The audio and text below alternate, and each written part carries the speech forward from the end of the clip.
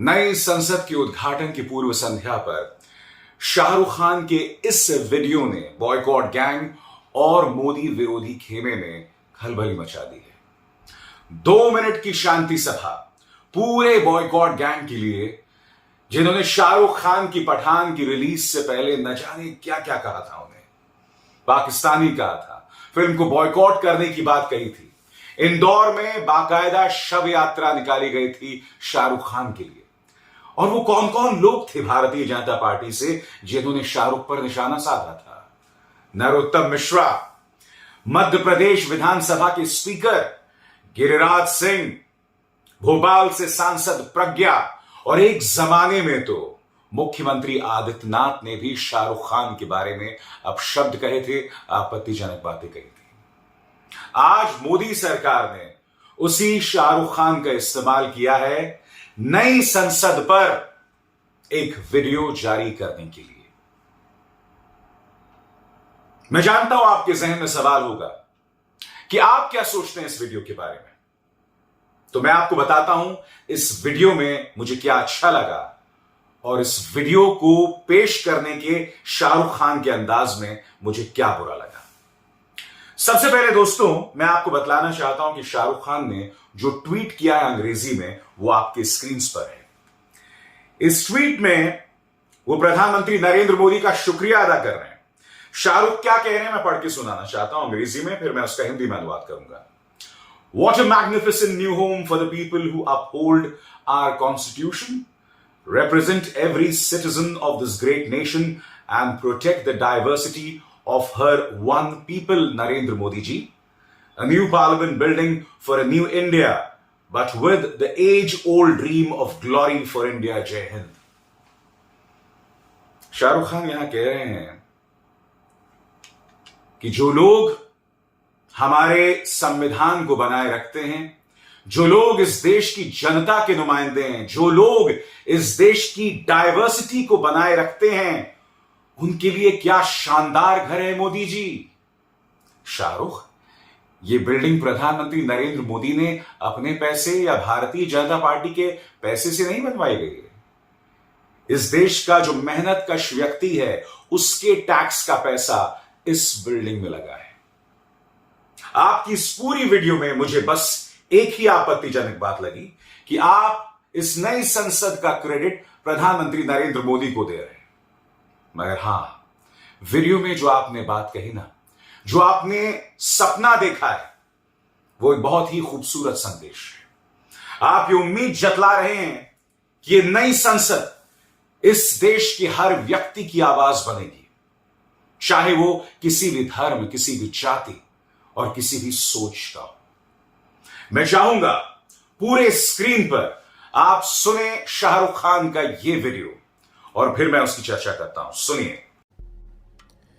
भारत का नया संसद भवन, हमारी उम्मीदों का नया घर, हमारे संविधान को संभालने वालों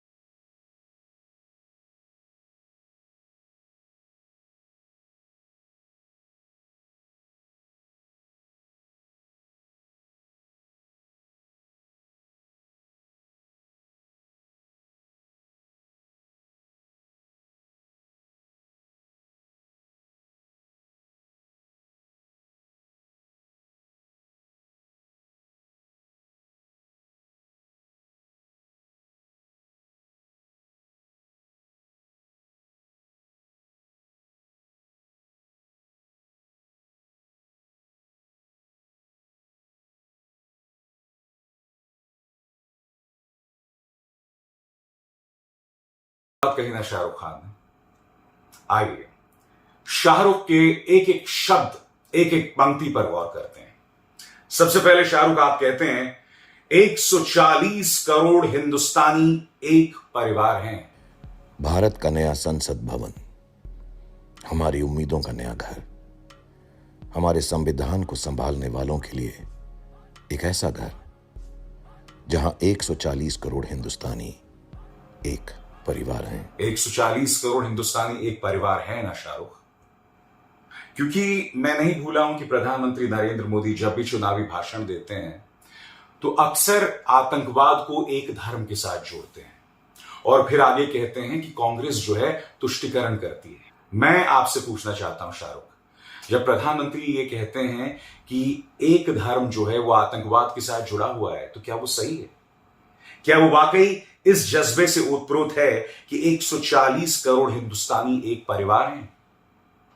जब इस देश के माइनॉरिटीज को खालिस्तानी कहा जाता है, जब इस देश के अल्पसंख्यकों को पाकिस्तान जाने के लिए कहा जाता है, जब सड़क के बीचों बीच उन्हें मौत के घाट उतार दिया जाता है, तब क्या हम इस दावे के साथ कह सकते हैं शाहरुख कि 140 करोड़ हिंदुस्तानी एक परिवार हैं?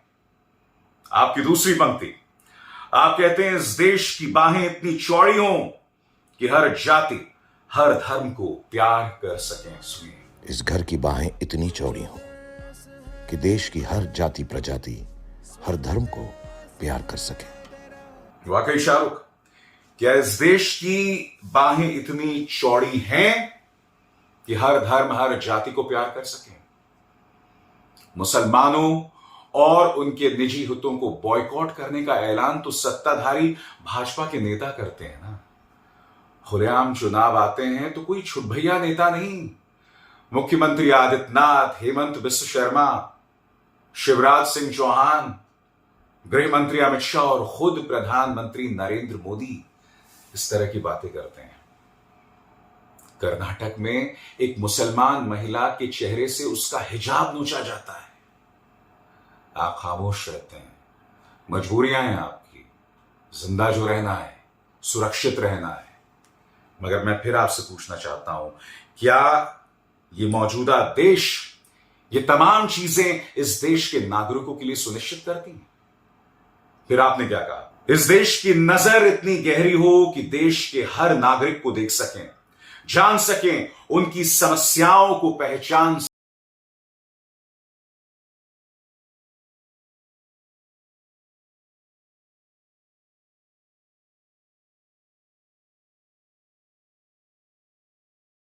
के देश के हर नागरिक को देख सकें। एक बहुत बड़े महानुभव ने कहा था कि दंगाइयों के कपड़े देखकर उन्हें पहचाना जा सकता है। ये हैं इस वक्त मौजूदा सत्ताधारी पॉलिटिकल पार्टी की नजरें। शाहरुख, जो आपने ख्वाहिश जताई है, क्या वाकई ये नजरें ये तमाम चीजें देख पा रही हैं? वैसे वो महानुभव कौन थे जिन्होंने कहा था? आप भूल गए शाहरुख, या मैं आपको याद दिलाऊं? सुनिए, भाइयों बहनों, ये जो आग लगा रहे हैं, टीवी पे उनके जो दृश्य आ रहे हैं, ये आग लगाने वाले कौन है वो उनके कपड़ों से ही पता चल जाता है। शाहरुख खान आगे कहते हैं, सत्यमेव जयते का नारा स्लोगन नहीं, विश्वास हो, सत्य की जीत हो। झूठे फर्जी अनर्गल केसेस में लोगों को बंद कर दिया जाता है। आतंकवाद की धाराओं में पत्रकार 2-2 साल तक जेल में सड़ रहे होते हैं। लोगों के लैपटॉप्स पे सबूत प्लांट किए जाते हैं और उसके बाद उन्हें देशद्रोही बना दिया जाता है। बात बात पर लोगों को देशद्रोही कहा जाता है। और ये ना भूलें शाहरुख, आपको भी पाकिस्तान भेजने का प्लान बनाया जा रहा था। आपके बारे में भी कहा जा रहा था कि पाकिस्तान चले जाओ, सिर्फ इसलिए कि आपने इस देश में सेक्युलरिज्म, धर्मनिरपेक्षता की बात की थी। मैं फिर आपसे पूछना चाहता हूं, आपकी ख्वाहिशें तो अच्छी हैं, मगर क्या मौजूदा भारत में इन तमाम सपनों, इन तमाम ख्वाहिशों के लिए जगह है कि नहीं? बताइए। आगे शाहरुख कहते हैं, my sincerest prayers that the soul of democracy remains robust in its new home and continues to foster liberty, fraternity, equality for ages to come. क्या ये संभव है? बताइए ना। जब देश की संवैधानिक मान्यताओं को रोज कुचला जा रहा हो, क्योंकि हाथ कंगन को आरसी क्या, इस नई संसद में तो मिसाल है आपके सामने। राष्ट्रपति और उपराष्ट्रपति को भी इसके उद्घाटन में नहीं बुलाया गया। क्यों? ताकि कैमरे की निगाह सिर्फ प्रधानमंत्री नरेंद्र मोदी के चेहरे पर है। चूंकि संवैधानिक नजरिए से राष्ट्रपति और उपराष्ट्रपति का पद प्रधानमंत्री से ऊपर है, और अगर वो उद्घाटन में पहुंचते तो उन्हें उद्घाटन करना पड़ता, प्रधानमंत्री फिर उद्घाटन नहीं कर सकते थे। इस देश की संवैधानिक आत्मा के साथ क्या किया जा रहा है, क्या ये मुझे बतलाने की जरूरत है? कई लोग कह रहे हैं इस वक्त ट्विटर में कि शाहरुख खान ने बहुत हताश किया। जब उनकी फिल्म को बॉयकॉट करने की बात की जा रही थी, तब कई लोग मैदान में उतरे थे शाहरुख खान के समर्थन में। कई लोग ने जाकर पठान को देखा था सिर्फ इसलिए ताकि वो बॉयकॉट गैंग को और भारतीय जनता पार्टी की नफरती राजनीति के लिए एक संदेश दे सके। मैं दो चीजें दोहरा दूं दोस्तों, मैंने कभी भी अपने कार्यक्रम में नई संसद के खिलाफ कुछ नहीं कहा। मुझे आपत्ति सिर्फ नई संसद के उद्घाटन के तरीके पे है, जहां प्रधानमंत्री चाहते हैं कि सारा फोकस उन पर बना रहे। नंबर एक। नंबर दो, शाहरुख खान के इस वीडियो पर मुझे कोई आपत्ति नहीं है। वो एक ऐसे भारत का सपना देख रहे हैं जो मौजूदा भारत नहीं है, जहां लोगों को उनके धर्म, उनकी सोच के आधार पर निशाने पर लिया जाता है। शाहरुख एक सपना देख रहे हैं इसके जरिए। आप यह भी कह सकते हैं कि मौजूदा सत्ताधारी बीजेपी के लिए एक संदेश है, मगर हमें मुगालते में नहीं रहना चाहिए। अगर आप उनके ट्वीट को देखें तो वहां वो प्रधानमंत्री नरेंद्र मोदी को शुक्रिया अदा कर रहे हैं। मगर शाहरुख की क्या बात करें, वो आमिर खान, जब नरेंद्र मोदी गुजरात के मुख्यमंत्री हुआ करते थे, तब वो नर्मदा बचाओ आंदोलन के लिए सड़क पर उतर पड़े थे। शेखर गुप्ता के वॉक द टॉक के इंटरव्यू में आमिर खान ने उस वक्त के मुख्यमंत्री नरेंद्र मोदी की कई बार आलोचना की थी। अब एक लाल सिंह चड्ढा क्या फ्लॉप हुई कि चड्ढा ही बिखर गया। आमिर खान ऐसे डिप्रेशन में चले गए कि वो मन की बात के एक समारोह में पहुंच गए और मन की बात की तारीफ करने लगे। और ये कौन व्यक्ति है? ये वो व्यक्ति है जिसने सत्यमेव जैसे जैसे सार्थक टेलीविजन कार्यक्रम प्रस्तुत किए थे। आज वो व्यक्ति चाटुकारिता की तमाम हदों को पार कर रहा है। क्यों? क्योंकि जब से लाल सिंह चड्ढा फ्लॉप हुई है, आमिर के मन में ये डर बैठ गया है कि बॉयकॉट गैंग मुझे नेस्त नाबूद कर सकते हैं।